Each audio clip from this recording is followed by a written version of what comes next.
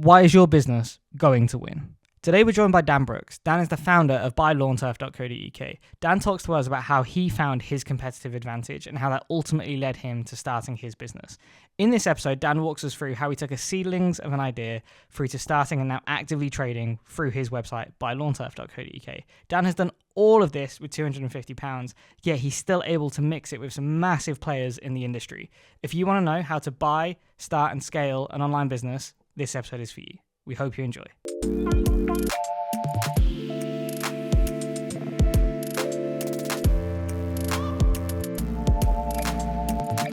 Why start a business selling grass on the internet? So to be completely honest, it was quite lucky and something I stumbled across, in all honesty. I've always wanted to do something of my own at some point. I never really had a definitive idea of what that looked like. I was doing a bit of research for some potential content marketing pieces for a client and come across a couple of things that sort of initially piqued my interest. So like low competition keywords as an example, which in the grand scheme of things isn't enough to build the foundation of a business. But then ironically, a week later, I had an email from a turf farm in Lincolnshire wanting to work with me on a freelance basis, which then piqued my interest again to look into that side of things and quickly realised that from an organic perspective, there seemed to be a bit of a gap there. And it was something I wanted to start exploring a bit further. So, like, one of the big things that we try and do on the podcast is if we're telling like a business's story or something like that, like to really get into the practicalities of it, because I think it's really helpful for other people who, I guess, are a bit like what you were saying, where you've always wanted to start a business, but it's knowing where to start, how to validate, etc., etc. So, the business you're building is buylawnturf.co.uk. Yep. Let's literally start right back there then. So you're doing some research for a client, find some some good opportunity keywords. You then get in that email from someone for potential freelance work. How does the story develop from there? How do you go from like the seedlings of an idea to now a business that is up and running and trading? So there's a few things that I kind of initially went through from validating from the very beginning in terms of realistically how hard is this going to be to do, i.e., is it easy for me to get a site put together? Can I realistically build an e-com store fairly quickly myself, regardless of whether that's through Shopify, WooCommerce or whatever? Finding a product that was actually fit for purpose. So I was really specific in terms of what I wanted to sell. Like, there are hundreds of turf farms in the UK, but not many of them are able to offer the same product that I'm able to offer in terms of its quality, in terms of fresh grass, that is. Artificial is bit of a controversial topic anyway, so we offer it, but it's not something that I really shout too much about. From an environmental perspective, it's not great. But in terms of validating the other things, is like, how easy was it going to be for me to rank? And I can draw my skills as an SEO to look into those opportunities and how competitive the market is and that kind of thing. Even looking at things like paid, like what kind of budget am I going to need? Because being e-commerce, I'm going to have to run paid ads. I can't rely solely on organic, and I needed to think about how I can potentially diversify my revenue and traffic streams and channels. So initially it came from these opportunities that were presented to me, took a look at some domain names that were available, on a whim, bought a handful, looked into a bit more detail and found that actually for what I want to do, I could do a lot of the heavy lifting here myself with very little initial investment. I think to date I've spent maybe £250 on the site in total, and that's it. So, like, how do you go and get grass? Like, I know that sounds like a really like weird question, but you need a product to sell. Like, was it just a case of email until you found someone that could meet what you were looking for? Yeah, so the research process was quite long-winded, but when I look back, I don't regret it whatsoever, because I know that the products that we sell through the site are of high quality. And if a customer purchases 100 square metre of natural turf, I know that turf is going to last them 10 years plus, because the quality is so high. In terms of finding them, it was a case of just doing some research. I already had one because they'd approached me, and it turns out they're a really good turf farm. And it was a case of trying to find some other ones that could help me achieve to potentially serve the volume that I need in basically. Because having just one supplier, if that one supplier goes out of business, the whole business is shut down and I'm stuck. So yeah, email exchanges, phone calls. Went and actually visited one farm in Lincolnshire, and they showed me their process, how they cut it, maintain it, feed the turf itself, and that in itself was convincing enough. They had a whole customer service team dedicated as well from the trade side of things, which were able to answer any additional questions and stuff like that I had. So that really put my mind at rest, and they kind of set the benchmark, in all honesty, for other suppliers for me. So I knew what good looked like and what mediocre or low quality suppliers could look like potentially as well. And like, how does it work? Like when I saw you launch it, my instant thought was, it's going to be difficult to ship. Like, how are you managing the back end? Yeah, that was one of the tricky things. So I've got an agreement in place with our main supplier, that I can only place orders with them if I get a minimum order quantity, basically, which I think is 25 square meters, which isn't a lot in terms of profit. But yeah, shipping's actually fairly straightforward. So all of the farms that I work with, they will cut the grass daily and deliver it the same day, basically. So I don't need to hold any stock. It works effectively like a drop shipping business, but you're just working with farms in the UK. So I take the order in, payment clears, I then contact the supplier, place the order. That can be done over the phone, via email. Long term, we're in discussions about what a more efficient way of that looks like. But for now, it's a case of picking up the phone, speaking to my contact and account manager, and just saying, I need X amount of this product going to this address, preferably on this date, if we can. Because that's one of our unique selling points is, if you've got a specific day and time that you want it delivered, i.e. you need to take a Thursday off work, but you can only be around the Thursday afternoon, 95% of the time we can make sure it's delivered that Thursday afternoon for you. Okay. And how does that work? Like, is it completely private label? So like, is there like By Lawn Turf branding on that as well? Or like, how does it work? So for now, the supplier, so when the turf gets delivered, it's delivered by the farm's courier partners. Fine. Which is all third party branded. It's their own company sort of thing. They don't own the courier and vice versa. The product itself is, all the brand names of the product are ones that we've created. So they have the name for that turf, but they're happy for us to use their images and call it whatever we want, basically. So we went down the route of some Latin names to make it sound fancy. High end. Yeah. Premium. Yeah, I like it. So like the other question I was asking myself is, from a business practicality standpoint, like, so shipping you've kind of covered, but how does it work in terms of, like, where do you think the growth is? Because I can't imagine, if you're saying you'll get some of the highest quality lawn turf in the country, you're going to have that for 10 years plus. Repeat customers aren't going to be a huge thing. No, there's not, but there are more and more people, specifically young people purchasing new build properties, are finding that the quality of the grass in their garden when they come to getting their keys... You had that problem. I had this exact problem. So we walked into our garden after 12, 18 months of completing and waiting for the house to be finished built. Walked into our garden, which was supposedly being maintained on our behalf by the developer. So it just barren, dead, brown, patchy. It was gone. It was a lost cause. And that was really, really frustrating. So that was one of the things that immediately come to mind for me, was that's one audience that we could go after. I also still live on that same new build estate. I see more and more people buying artificial stuff. So we do supply artificial, but we don't push it too much because it's not environmentally great. We'll get back to this episode in a minute, but right now I want to talk to you about the business we're building, 1225. We get it. SEO has a reputational problem. That's why we believe in stripping things back to basics and driving real results for your business. At 1225, we're the audience-first SEO agency. We believe in centering our content around your audience's pain points and opportunities. That's why we're more than just an SEO agency. We produce video, we produce social media content, and we even produce written content to help drive results for your business. Look, here's the dream scenario. You're going to press pause, you're going to go to the description, drop me an email, then you're going to come back, press play, and we're going to get back to the episode. Okay, so I guess you've just gone, repeat customers I'm not going to get necessarily. You might do, but it's a very long-term play. Yeah, so yes, that's the question, the real thing is going to be that there are just so many obvious markets to move into that there's enough new customer acquisition that will fund it. Yeah, absolutely. I think people invest a lot of money in their garden as well, not just on their turf, but everything from decking to patios to big landscaping projects. But over the last 5 years, from the data that I've been able to acquire through marketing reports on like Statista, Google Trends, the number of searches and the amount of money that people are investing into their garden has gone up every year for the last 5 years. So there's definitely a big enough slice of that pie that I think we can take a good chunk of to turn us into what is a potentially quite profitable business.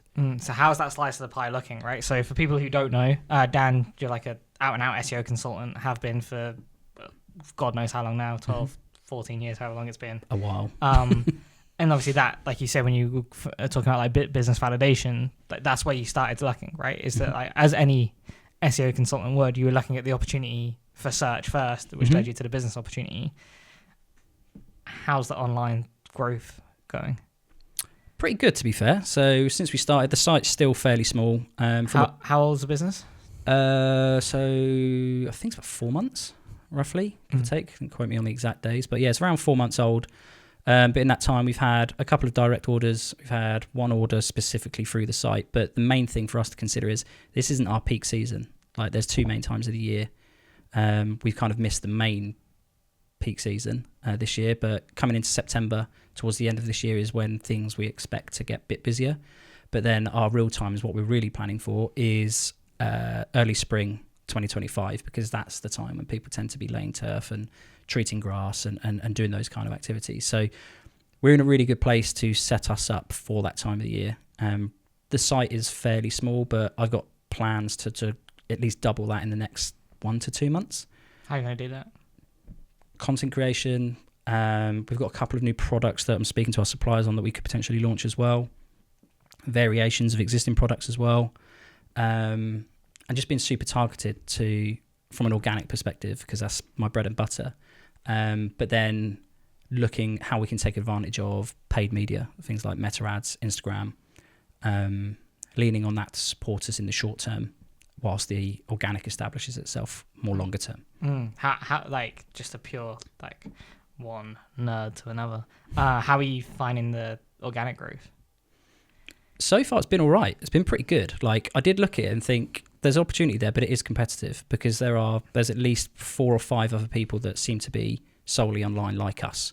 However, the product isn't the same product, and I know they're not because they don't use the same supplier.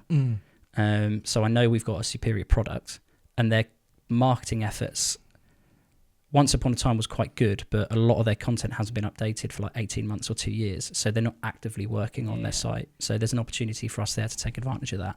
It's funny how, like, so when we first started 1225, Brendan and I were putting together like a database of people we could outreach based on clients that we'd worked with in the past. So obviously, as you know, because we both worked at the same place, we did work for a tire company. So we were like, let's just go look at all the other tire companies. We can clearly show the case study that we work behind. We can sell into them. It's amazing how many of them are just SEOs. Yeah. Like, if you look at like their LinkedIn profiles and stuff like that, they've got an agency. They just moved into the thing. Like Asher Karmatz, he's another one. And I guess it's a completely different industry, but a similar play, which is you have, and you answered this question earlier in the short form that we're doing, you have I'm guessing, a skill set that is very different to the competitors who are probably beyond those 3 or 4 you mentioned. Are they more just farms selling turf? So a lot of them are, so one of our suppliers ranks with us essentially, but I'm not too worried about that because that's kind of a win-win for them. Like, they're taking up double the amount of SERP space than what they normally would with us being there. Bar like a couple of online players who get that space. Yeah. Are they basically just like, even if it's like just like family run businesses that are farms? Seemingly. Like, I obviously don't know the ins and outs, and I don't know the people specifically running these sites behind the scenes, but from what I can tell, it seems to be small independent landscapers in specific areas. For example, Bedford, because that's the main or the biggest town nearest where I am that we target. Most of the sites that are ranking for like turf in Bedford or turf supplies in Bedford are landscaping companies or gardeners who need the turf supplier. They will do the work and install the turf. They won't necessarily supply it. Right. So that's another market that we're looking to take advantage of and tap into over the next few months as well, is starting to build a bit of a database and build some relationship with local landscaping companies to be their sort of preferred supplier of turf, essentially. How are you going to do that? Speaking to them. Just getting in front of them, trying to find a common interest, get that introduction underway, chat to them, maybe consider some kind of introductory offers just to get them in the door, that kind of thing, and build a relationship that way. But yeah, I think the best way is, like you guys talk about it a lot, people buy from people. So I think just getting the FaceTime with them and having that initial conversation, I think that will in itself go a long way. Let's get some size to scale. Like, how big do you think the opportunity is? Honest answer is I don't know. I just know there is opportunity to make a bit of money here for me. That might only be short term. It might only work out for a couple of years at most, and then I sell it. But if that, so be it. Like if that happens, that happens. I can say I did it. I tried it to a point. I may have won. I just don't know. I can't see into the future, but I'm convinced there's opportunity to make money here. Like I know, because I offer products at a certain minimum order, I know exactly what my minimum profit is per order, for example. Obviously, the more turf people buy, the bigger the margin, and I can make more that way. But even on a minimum order, it's profitable. So percentage-wise, what's margin? On a minimum order, 17-ish%, just over 17%. Anything over 50 square meters, it gets pretty good. Okay. That then rises between sort of 20 to 30%. Anything over 100 square meters is really good. Yeah. So,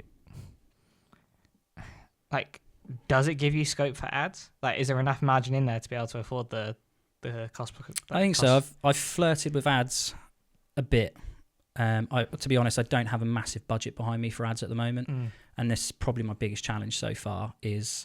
But I'm not too worried immediately right now, because it's not the right time of the year for me to start pumping money into ads when people aren't necessarily going to be buying the product. It's not grass season. No, exactly. So, but I'm doing my best to get a bit of budget set aside ready for September, March, April time next year, where I can consistently run ads for 2-3 months solid, and I will get orders. I can see that already. Like, I've run ads so far and I've got orders from the ads. Yeah. So I know it can work. And I'm not a paid media specialist. So if I can make it work and I can get orders, over time, the more money the business generates, I can potentially look at reinvesting that and getting someone in who knows what they're doing a bit more than I do to help me out and make it a bit more efficient. But I'm convinced it can work. There's definitely an opportunity to make a bit of money there. I saw on LinkedIn the other day that you some guy made an excellent pun on this as well, but you mentioned about looking for investors. Yeah. What's that about? Why? It was a bit of a joke, to be honest. I won't lie. I had a few drinks. And someone said to me, are you looking to getting people into invest? I was like, my immediate answer was no, I wasn't. But then I started to think about it and overthink and think, well, why wouldn't I want someone to invest in it? If someone can come in now and potentially support me to help me get those ads going, because that's what the initial investment would be. If someone was to come in and invest, the immediate help I need with is funding the paid campaigns. I can do pretty much everything else. I just don't have the funds available right now. But what that looks like in terms of a package for a potential investor, how are they going to get a return on that investment? It's not something I've ever had to think about before. I need to really think about it in a bit more detail and take it a bit more seriously. But it's not something I'm completely closed off to. I'm definitely more open to it, having thought about it a bit more. I just need to think about what that actually looks like. It's interesting. It's like, what? So, because I think an investor would have to go through this journey as well if they were going to go ahead, which is, you got many things on in your life right now, right? You've like recently had a second kid, like fairly recently married, to be fair, like just got promotion in your day job. What was the thing that pushed you over the line to be like, yeah, this is the thing that I'm going to do? I think it was sort of the birth of my second son, Jensen, was when I look back and really probably quite harshly reflect on what I've achieved so far in my career is, I've got some promotions, I've got some pay rises, I've met some great people, I've worked with some great clients. If I was to retire tomorrow, what have I got to show for that, other than a little bit of a reputation for doing some good work? Nothing. So I wanted to go away and build something that I can look back on and be like, yeah, I built that from nothing to what it is now. And then for me to then potentially pass the torch over to my kids at some point in the future, if it progresses that long. That was the main reason, really. Interesting. What do you think would be the thing that pushes an investor over the line? I think knowing that they're going to get a return on that investment. I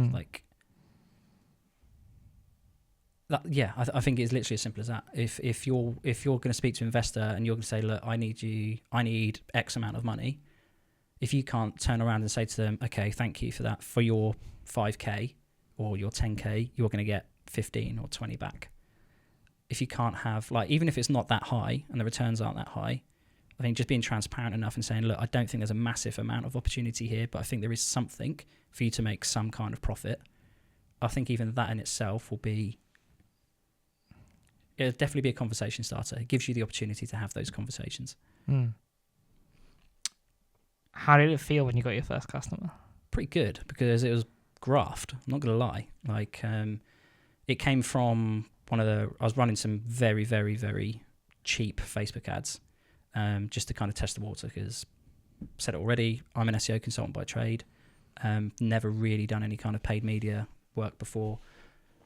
This has given me an opportunity to kind of expose myself to that a bit more, as well as other channels like email marketing, something I've done briefly but never really specialized in.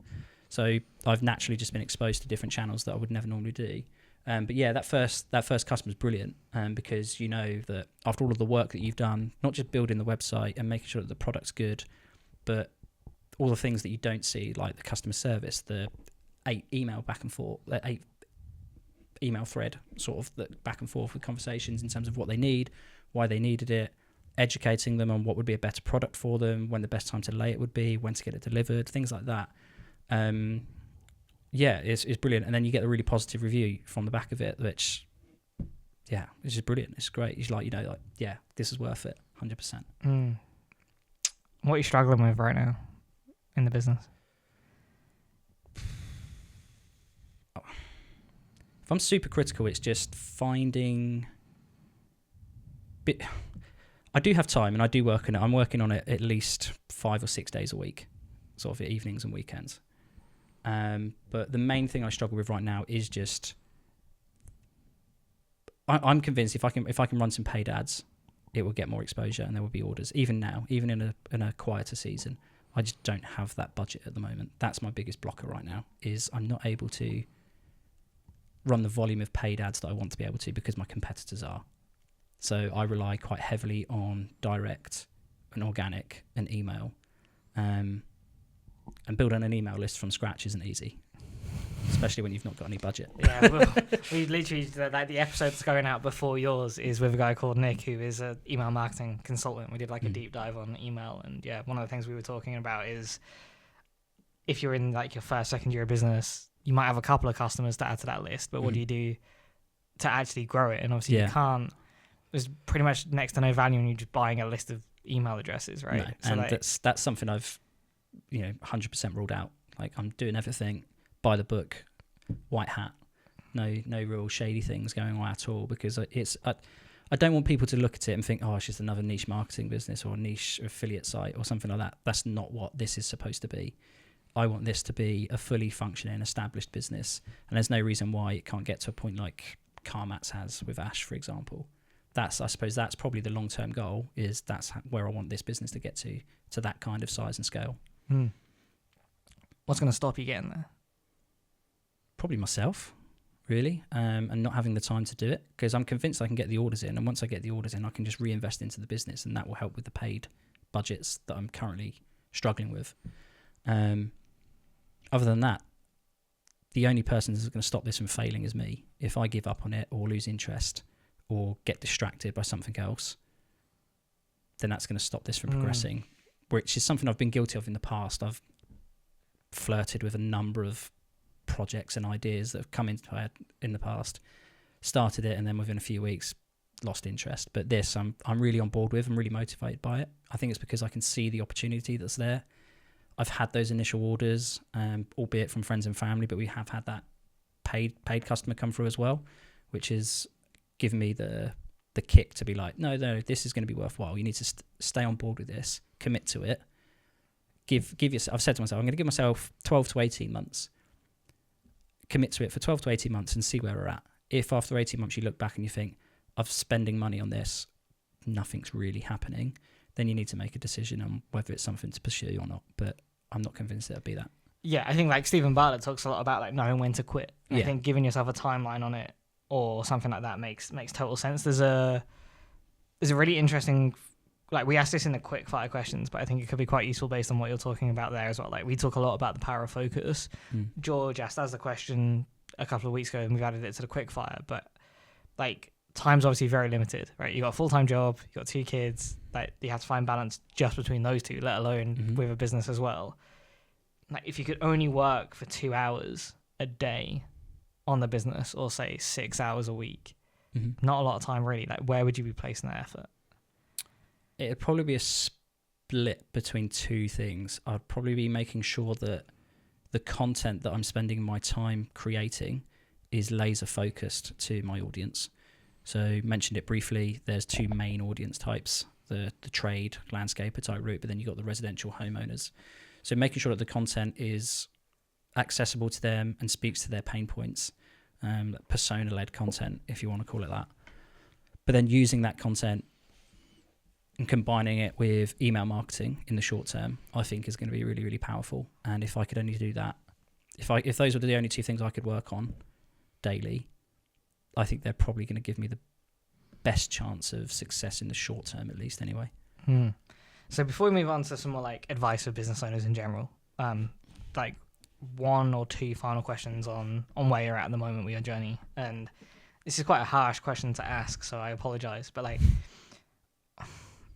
what's like beside from the obvious, like what's the thing that is stopping you from just going all in on this? I think like the fear of failure. If I was single, living at home with my parents, I don't think there'd really be anything stopping me from just jumping in with both feet and probably committing to it more financially, because the risk isn't not as much. Whereas now I've got a mortgage, I've got a wife, I have 2 young children. I can't do that. Like I can't. If I'm going to commit to this, it needs to be methodical, well planned, and strategic. I can't just go ad hoc and start throwing money at it, because the money I throw at this, if it doesn't work, that's money that's come out of my kids' future's pocket, essentially. So, yeah, I think, that's the main thing. Do you think that's there's, I think again, like reframes are really important. I'd argue 2 ways that you could look at that, right? Like you could look at that as a negative, or you could look at it as a positive, which is like, and there's an entrepreneur that we work with that was incredible at this, where he used to be like, every dollar I'm spending could be spent elsewhere, so I have to see that return on investment. And I imagine it's the same thing, right? Which is every pound that you're spending could be just building up that pot for your kids. So having that lens of importance on the money could be a competitive advantage versus your competitors who are probably just like, well, just stick a couple of grand there, stick a couple of grand here, and not to worry too much about the outputs. Yeah. I think for me, it's definitely like I've always been a bit of a what's the word, like a bit not a financial worrier, but it's just always been something that's always been in the back of my mind of to be conscious of and to be a bit more financially savvy, if you want to call it that. So making sure that the money that I am spending on this business is money that I see it adding value to it at some point. That doesn't necessarily need to be immediate. So things like paying a copywriter that I can work with to help me produce content at a greater scale, and a better quality of content as well, that's adding value to the business. Although it's not immediately returning revenue, long term it will. But things like if I just then take a different approach and start spanking 500, 600, 700, 800 quid a month on ads with no real thought into who I'm targeting and just keep it super broad, that's probably not the most strategic or best use of that money, and that is a waste. So yeah, I'll send you a video from Alex Hormozy that I've watched a few times when he talks about this. Like he talks about like clients or people that he listens to or speaks to, and they will say things like, a bit like what you were saying about, oh, if I could spend this much money on ads, I know I'd get this much return. It's like, well, if you know that, why don't you just do it? It's like if you know it's going to happen, or you're very confident it's going to happen, why don't you just do it? And I think there's a really important I think that's a really good way of thinking about it, to like change the relationship with risk. Yeah, I think it's fine to take the risk if you're prepared for it, if that makes sense. So like if you've actively, I don't know, gone out of your way to build up a bit of a bank of capital for the last 6 months going, right, okay, I've built up $5,000 over the last 6 months. I'm willing to invest this £5,000 into the business through various channels or activities or whatever, knowing full well that it might not work. I think that's okay. If you then create the business on a whim with no real planning or thought, and then you just like, oh yeah, I'll just throw some money at it, it'll work. It won't. You've then wasted $5,000 that you've not accounted for, and that's just not good. That's just not good business. So, let's talk about you a little bit. All right. So, this is just an observation that I made when I was putting the prep doc together, which is, and you mentioned it yourself actually, that you've dabbled with projects in the past, and one of the things that we hear a lot on building is that everyone's always like, I've really struggled to get started. And I think if we look at like just things that I know from you, like obviously freelance, you've pushed yourself to do that. You've got your jobs, which you push yourself to continue to get promotions in. You've started like MK Search, for example, where you ran a conference, like a marketing conference in Milton Keynes, a little meetup, free to buy lawn turf. Like you're quite good at like getting started. Yeah, and I think I mentioned it briefly earlier, is that I've been guilty of it in the past, of finding some potential ideas that initially pique my interest or get me that get me excited to start. I'll start, and then that interest starts to fade, and the motivation disappears, and then it very quickly just falls off a cliff. MK Search is probably a really good example of that.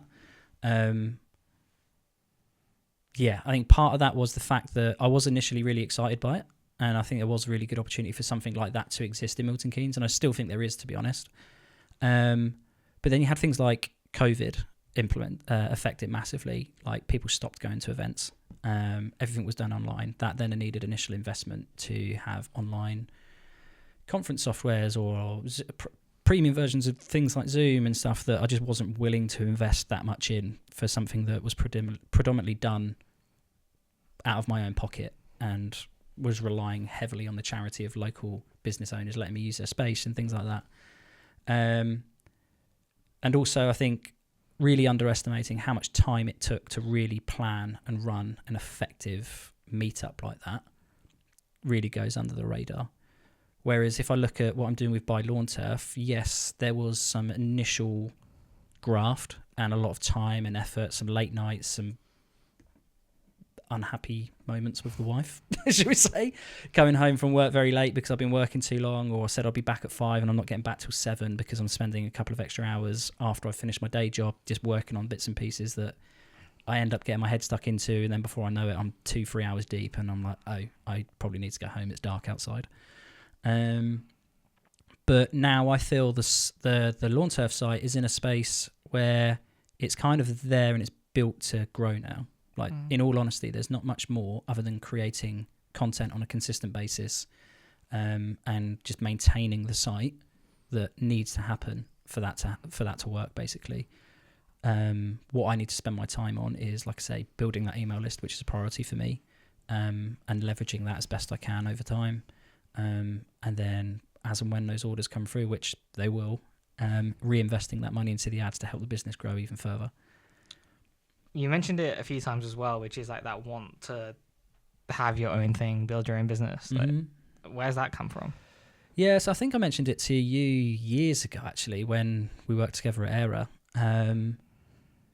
My uncle was an entrepreneur, self-taught, went to school, left school early at like 16, I think it was, just repairing garage doors in and around his sort of village where he grew up. Eventually got took on as like an apprentice for a local garage installation company, built up his own little client list, just making repairs evenings and weekends after school, and eventually got to a point where he was able to start supplying the garage doors themselves out of nowhere. And over the years, he very quickly built up a very effective and loyal client base, was building a really good local reputation for where he lived, and very, very quickly become an established business, not just selling garage doors, but repairing them, servicing them, and become a really established business. And it's still an established business today that's grown and gone on to other things. Unfortunately, my uncle's no longer around, bless him. But I think that entrepreneurial side of him, I very much get from that side of my family, and seeing the commitment that he made to that, to what it's become now, to help his son run a successful business, which has then allowed him to provide financial security to his children, my second cousins, is really, really nice. He's got that longevity. He's got that legacy as such. And that's the side of things that I really, really like. And that's what I want. Yeah, I think that's a pretty good way to round out most of the questions, to be fair. But we tried to end on quickfire questions. Okay. So got a handful of them for you. So we'll start off with, what's the best bit of business advice you've ever received? The best bit is just to, funny enough, it's probably from like Matt Beswick, actually, who we know really well, who runs Ever and Blush, is just get stuff done and do good work. That's all you need to do. Do what you say you're going to do and do it to a high standard. You're going to please people and do it really, really well. Yeah, it's funny. So we've done 2 recordings today. So yourself and a lady called Hannah Brady, who runs an agency in Northampton, and she said something very similar, which is like, do the things that you say you're going to do. Yeah, and I think it's such good advice, and it was Nick actually on his episode where we were talking about like, how do you stay ahead in the future, and he was like, we'll just continue to do the things that are basic now. Yeah, the basics always win. I mean, like the fundamentals of SEO, right? Although Google's changed massively over the last 10 years, and the way the algorithm works, and the SERP, and the rise of ChatGPT and other AI tools and features and stuff like that. But the fundamentals of organic search hasn't really changed, other than you should be creating good content for your people that answers a pain point or a problem, or solves a pain point or a problem. Yeah, that's never really changed. And I think SEOs are quite guilty of making the simple seem very, very complex at times, when in actual fact, if you do the basics really, really well, you'll go quite far. You'll get 80 to 90% of the way to where you want to be. So let's say there's a company that you would have worked with, tons of them in your career, that are maybe like a year on from where you are now. So into your second year, business is going well, but they're looking to really hit that, like, foot to the floor. Let's go, let's grow, let's scale. Like, what advice do you have for someone who's looking to really accelerate growth, in particular in like their e-commerce store? I think you need to manage your own expectations and be realistic with those. So actually started working with a really good brand recently through my full-time job, who are kind of at that point. They've been around just over 6-7 months now, I think. And they're at the point where they really, really want to grow. But the site in itself, although it's 7 months old from an organic point of view, is still very, very new. There's not a massive amount of pages. But in terms of kicking on, I think really understanding your audience is key. Where that audience shops, what makes them tick, and how you can get in front of them is really, really important. And making sure you focus on the stuff that you can have a positive impact on here and now. Don't worry about what you can do in 12 months from now. Focus on what you can influence right now that's going to encourage that person to become a customer and build that relationship, and then rinse and repeat the process. Do you have a favorite failure? Yeah, probably losing clients, because up until I lost a client, I didn't really know what it meant or what it felt like to lose a client. And I'm talking from my experience as an SEO consultant working for an agency. It was probably a few years into my career at Era before that happened. And when it did, it was crap. Like, it felt awful. But the learning you get from that, in terms of, okay, what could I have done better? Oh, I probably could have gone into a bit more detail here. I probably could have invested more time into, I don't know, this side of things. Like, when you end up being super, super critical. But I think by being super critical, you then improve on that the next time around. So I think, losing a client is, although it's not great and no one wants to do it, it gives you a very quick education, which can help you going forward. Yeah, I think we always used to say that as well, which is like, it's okay to like lose a client or miss a sale or whatever. Maybe people bounce on the site from the checkout, whatever. Like, it's okay. Like, it's inevitable. It just makes, as long as you're taking learnings from it. Yeah, definitely. I think, and inevitably there's going to be some stuff that's just completely out of your control in those kind of situations. Like, you might have a client that's not very great at communicating things with you, or there might be a load of stuff going on internally that you're just not aware of, and that they're prioritizing that over the things that you want to do. And stuff like that is largely out of your control. But like you say, if you can recognize those kind of flags earlier, you can address them sooner before they become a problem and before that client potentially leaves or gives their notice in. So yeah, I think losing a client or losing a customer and understanding why that happened can put you in a really good position to make sure that you retain them going forward. Yeah, and like, to round us out, final question, what's the one thing that you want people to take away from this episode? I think don't be afraid to give it a go is the main thing. Like, obviously do your due diligence, have a look around, do your research, do your planning. If you're convinced there's an opportunity there for you that you can take advantage of, just do it. Like, it's the one thing people don't do. You spend 80 to 90% of your time doing all this research, thinking, oh yeah, if I do this or when I do that, rather than, okay, I've done this, I've done that. Unless you do it, you're never going to know if it works or fails. So just go and do it. Like, if you've never built a website before, build a WordPress store. Like, you install WooCommerce. That's all the Buy Lawn Turf site is built on. Like, that whole site has been built by myself from scratch. How much did you say? 250 quid? Most, yeah. And that's including hosting, domain registration, couple of premium plugins to just help with some functionality on the site and stuff like that. It's probably less than that, to be honest. But as a figure, I'd say that's roughly. But you can do it for free. Go and build a WordPress website on something that you just enjoy. It doesn't need to be an e-commerce store.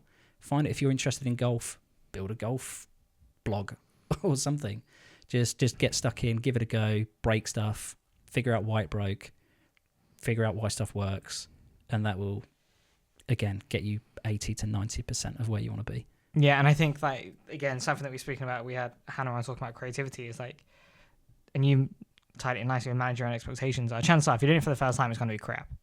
But then you can just iterate and iterate and iterate, and eventually it's going to be somewhere where you can look back and be like, okay, I'm proud of that now. Yeah, and like, if you're starting something from scratch as well, like, what's the worst case? It doesn't work. If you've not invested thousands of pounds in it, oh well. Yeah. You know it doesn't Even if work. you have, at least you tried. Well, yeah, exactly. Like, at least you can say, you can hold your head up high and be like, look, I gave it a go. I thought it could work. I did my best. As long as you can say you've done your best and it still hasn't worked, then fine. Yeah. If you say, oh yeah, I did it, I tried, but I was probably only 40, 50% into it and it's failed, then you're part of the problem. Yeah, agreed. All right, look, Dan, thank you very much. It's been great to hear about everything that you got going on. And yeah, having listened to you for an hour talk about Buy Lawn Turf, I'm confident of everything that you've tried so far. This is going to be the one that pays off. I hope so. It'll be good. Sweet. Buy some grass. Nice, we're done. We're done. Thank you.